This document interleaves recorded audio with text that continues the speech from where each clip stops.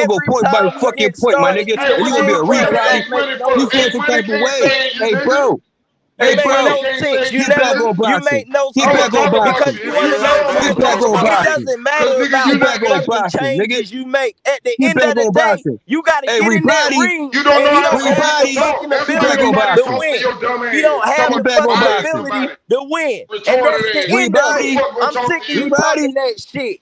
He Rebody. can't Hey, win. how about you go Yeah, back to the yeah, drawing yeah. board? AJ was a How about body you go too, back to the nigga, when he drawing board and lost try them again? belts. AJ How was about a you go body back to too the when he drawing lost board them and belts. try again? AJ was a body Hey, too when he lost go them back to belts, the nigga. drawing board. I ain't How see about you you on go here back when to the drawing AJ board lost. Where and you was try at when again? Nigga, AJ how about lost? going back to AJ had to school, go to nigga? the How drawing about you go board, back to the though. drawing board AJ had to and go try to the again? drawing You board gonna because he fail again? showed switch trainers. That nigga showed switch trainers, but you know so much about boxing. Nah, And that then the nigga had nigga to had go the to the nerve. drawing He think board. he asking That some nigga shit, some You already go milk done back to the before he lost. drawing sit on board the panel. Stop and that Did try y'all shit. hear again. that? That Did y'all hear this nigga little already retarded done lost. motherfucker? He's a Hey, rock'em socker what robot. does That going back to the motherfucker drawing move. Roger board That Star. nigga mean? duck Like he wild. asked, Are you That like he done? Yeah, nigga he asked fucking the is a dumb duck rock'em ass sock'em wild. question. robot, Hey, though. I ain't hey, gonna didn't lie. none of y'all pick that up? The nigga say, hey, what does that Uh, mean when you go back Here to we the go. drawing? Are you Boy, done, bro?